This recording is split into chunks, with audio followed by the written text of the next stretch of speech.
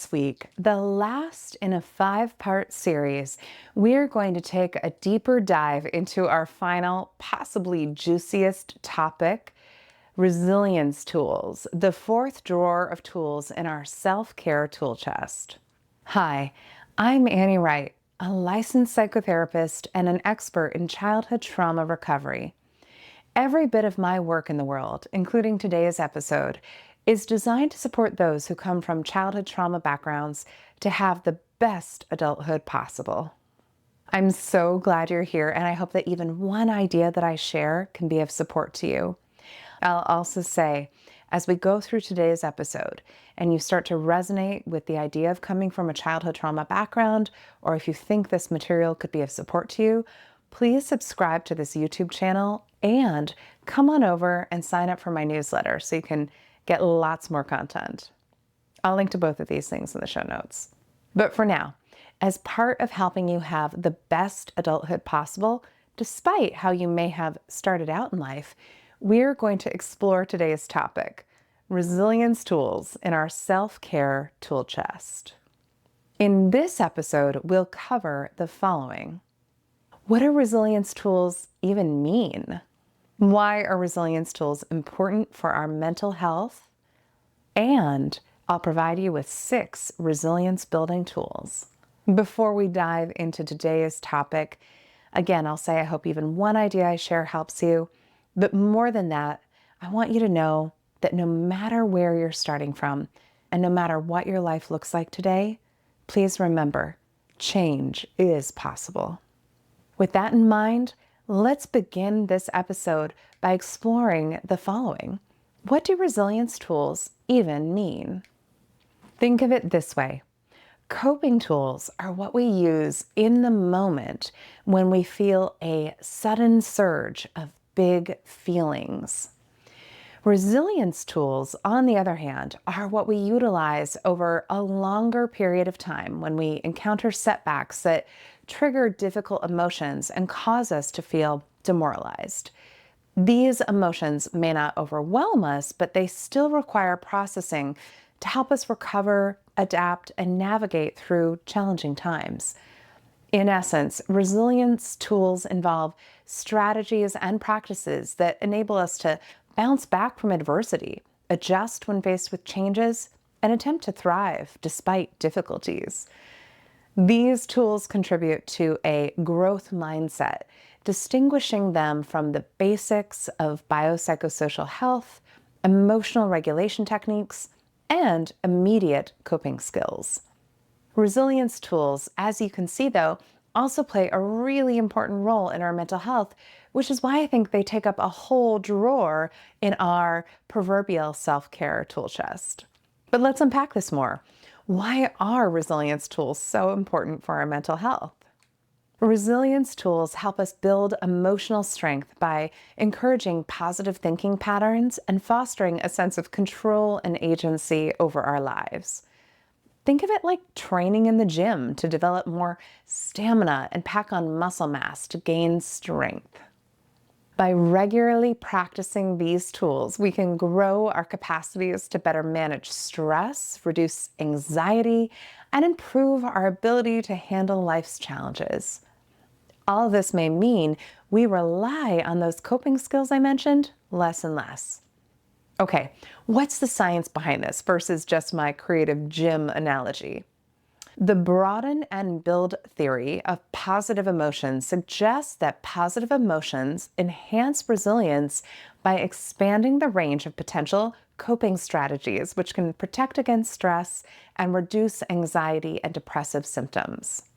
Research has found that using positive coping strategies, such as thinking positively and seeking help, can reduce anxiety, depression, and aggression by building resilience. So you can see resilience tools deserve their own drawer in the proverbial self-care tool chest because a full and rich drawer of these expands on our capacity to tolerate life's stressors and can help reduce how many coping tools we need to use when we're in distress and outside of our window of tolerance. If you're sold on the value of cultivating a wide set of resilience tools, in your self-care tool chest. Here are 6 wonderful resilience building tools with examples to illustrate each. Number 1, facing your fear. Practicing gradual exposure, not overwhelming exposure, to feared situations helps build resilience by reducing anxiety and increasing confidence. This technique is commonly used in cognitive behavioral therapy to help individuals face and manage their fears. It's what I always think of when my favorite Peloton instructor, Robin Arzon, says in her classes, "Confidence is a side effect of hustle." Tool number 2, imitating resilient role models. And speaking of Robin Arzon, another one of my favorite resilience building tools entails observing and adapting the behaviors of resilient role models that you know of in real life or from afar. This can help inspire you to develop similar resilient skills. Indeed, this premise is actually at the heart of EMDR figure resourcing, something I've written and spoken about before here on this channel. Number 3, seeking social support. Building a strong support network and then leaning on them is crucial for resilience building. This goes without saying, but doing so can provide emotional support and practical assistance during tough times. And also, I've found personally and professionally, it helps reinforce the belief that we're loved and lovable and allows us to begin to internalize the voices of our loved ones and or our therapist so that we can internally resource using what we imagine they might say in future hard times. How cool is that? Tool number 4, increasing cognitive and emotional flexibility.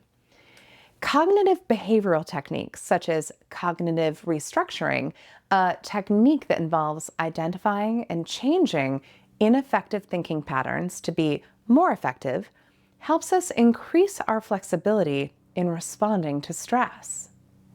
Tool number 5, finding meaning and purpose.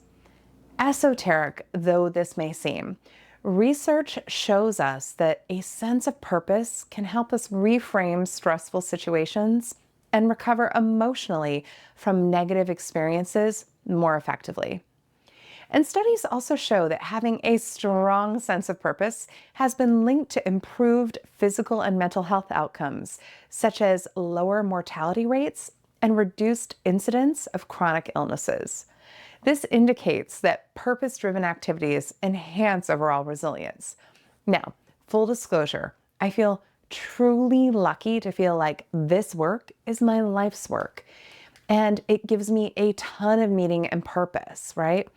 But I do know that finding meaning and purpose isn't that easy for everyone. Not to say that it was necessarily easy for me to find, but I know it can take a really long time.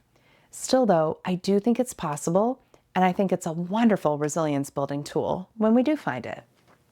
Tool number 6, fostering optimism. Practicing positive affirmations and maintaining a realistic yet positive outlook can significantly boost resilience. Techniques that promote optimism have been linked to better stress management, mental health outcomes, and improved academic performance. This alone is why I'm a sucker for positive affirmations. I have them programmed into a widget on my phone.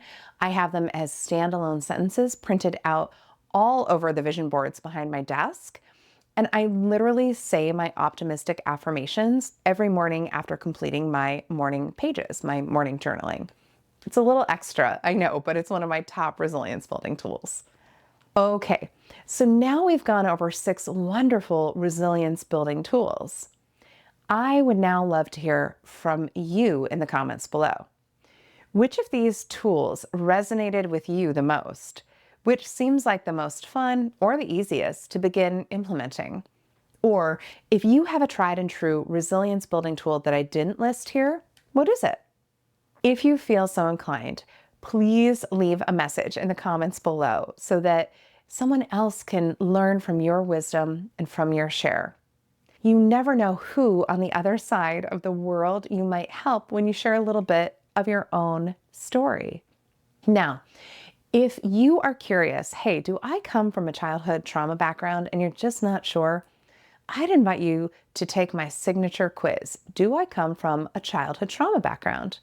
It's a 5-minute, 25-question quiz that can be incredibly illuminating and can point you in the direction of a wide variety of resources that can help you get started in your healing journey right away. I'll link to that quiz in the show notes below.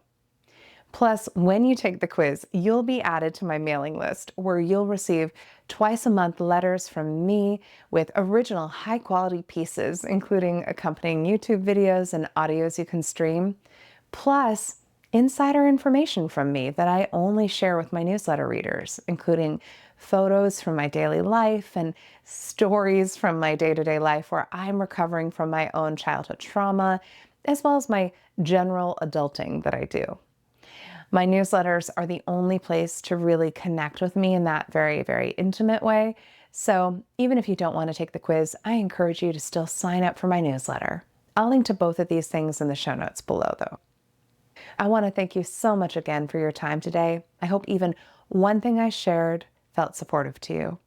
Finally, if this information felt helpful, please consider giving this video a like. It helps so much. And subscribing to this channel means that you'll always be up to date when I release new videos. Thank you so much for spending time with me today. It's really an honor to be part of your journey. And until next time, please take such good care of yourself. You're so worth it.